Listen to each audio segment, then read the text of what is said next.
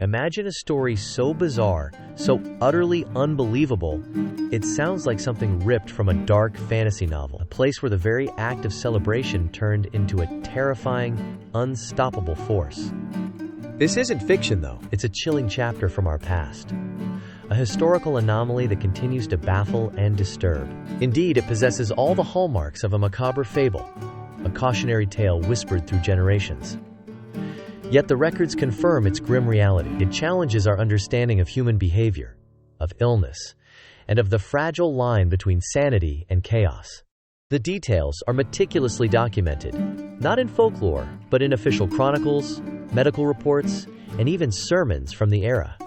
This wasn't a fleeting rumor. It was a public spectacle of suffering, witnessed by thousands, leaving an indelible mark on history.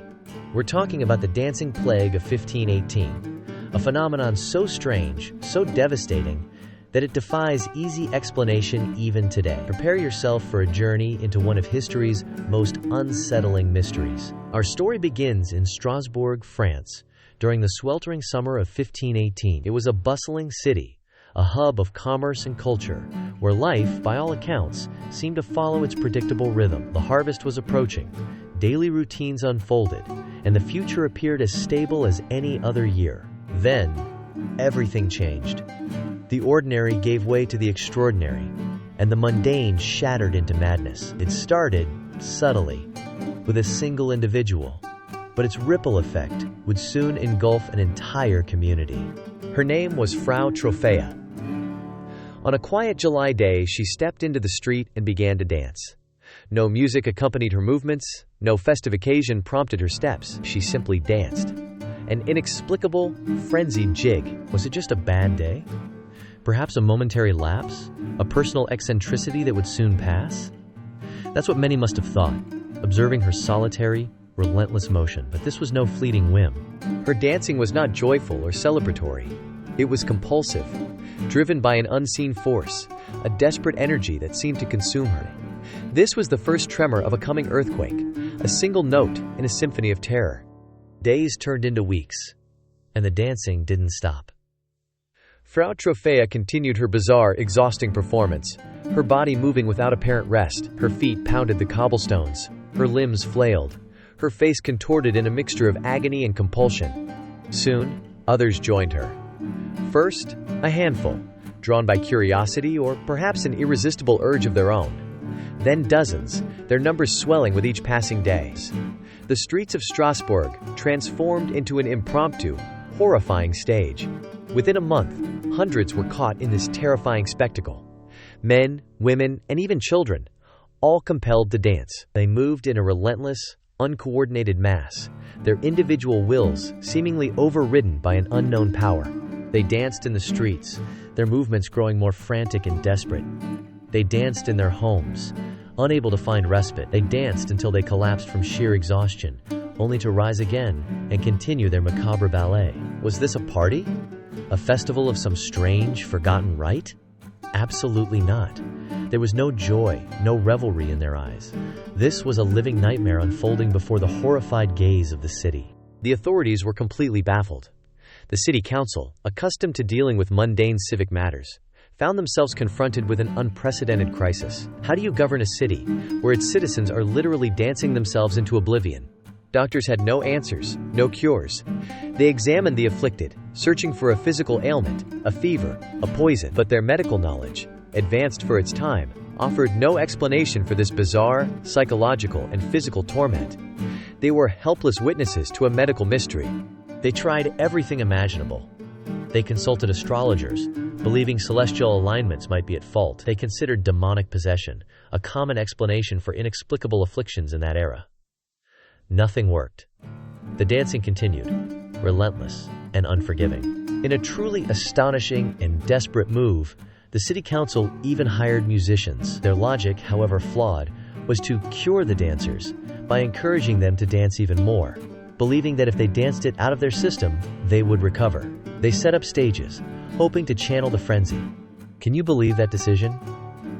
To fight fire with more fire, to combat an uncontrollable urge with further encouragement, it was a truly bad idea, born of desperation and a profound lack of understanding. The music only amplified the chaos, providing a rhythm for their suffering. The relentless dancing continued, day and night, without pause. The streets became a scene of perpetual motion, a macabre carnival of suffering. The initial curiosity of onlookers turned to horror, then to grim resignation. And then, the deaths began. The human body, no matter how resilient, cannot sustain such extreme exertion indefinitely. The constant movement, the lack of sleep, the dehydration, all took their inevitable toll. People literally danced themselves to death.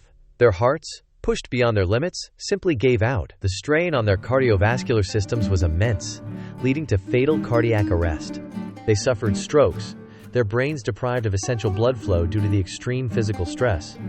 Exhaustion led to falls, broken bones, and internal injuries.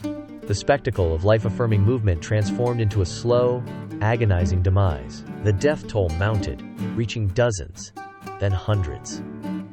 The city of Strasbourg became a graveyard of dancers, a testament to a plague unlike any other. The joy of movement had become a sentence of death. So what caused this bizarre phenomenon? Centuries later, historians, scientists, and psychologists still grapple with this question. The answers remain elusive, shrouded in the mists of time and the complexities of the human mind. Was it mass hysteria?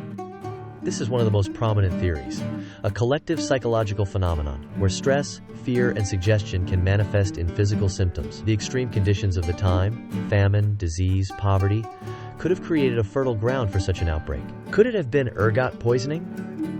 Ergot is a fungus that grows on rye, a staple grain of the era. Ingesting ergot can cause convulsions, hallucinations, and involuntary muscle spasms, symptoms that bear a striking resemblance to the dancing plague. This theory has strong scientific backing, or was it something far stranger? A combination of factors, perhaps, or an unknown pathogen that has since vanished from our understanding. The human body and mind are capable of profound and mysterious reactions under extreme duress. Theories still abound. Religious fervor, a desperate form of penance in a deeply religious society. Psychological trauma, a collective breakdown in response to overwhelming societal pressures. Some even whispered of a curse, a supernatural affliction visited upon the city. We still don't have a definitive answer. The dancing plague of 1518 remains one of history's most perplexing cold cases, a medical and psychological enigma that continues to defy complete explanation. It stands as a stark reminder of the fragility of the human mind and body. This chilling mystery serves as a powerful reminder of history's unsettling power. It shows us how easily the familiar can turn terrifying, how quickly order can descend into chaos, and how deeply human beings can be affected by forces we barely comprehend. The rhythm of that summer in Strasbourg echoes through time, a haunting melody of an inexplicable tragedy. History rarely ends where we think it does. If this caught your attention, the next video uncovers the events that changed everything. Watch it now to complete the timeline. Don't miss it for anything, but be sure to subscribe for more historical documentaries. Like, share, and smash the bell notification so you don't have to miss any update. See you in the next video.